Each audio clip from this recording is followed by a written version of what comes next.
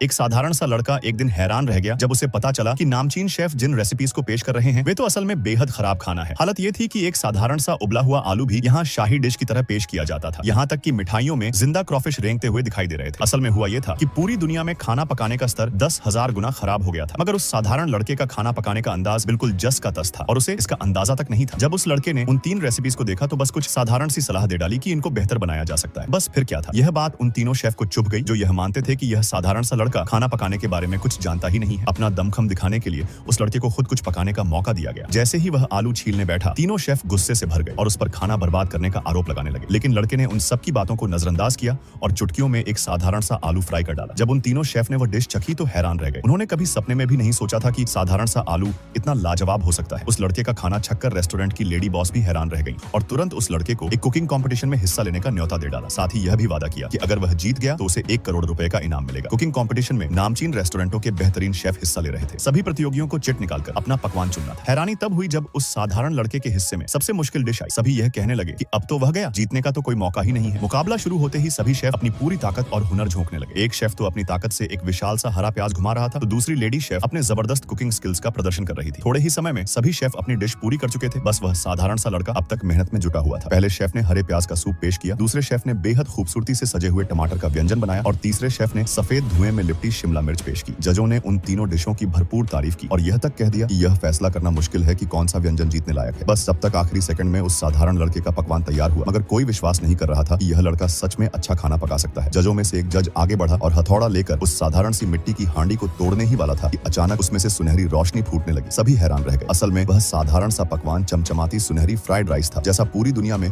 कोई शेफ कभी नहीं पका सका। जैसे ही जज ने उस सुनहरी फ्राइड राइस का पहला निवाला छका, वह इतना रोमांचित हुआ कि बेहोश होकर वहीं गिर पड़ा।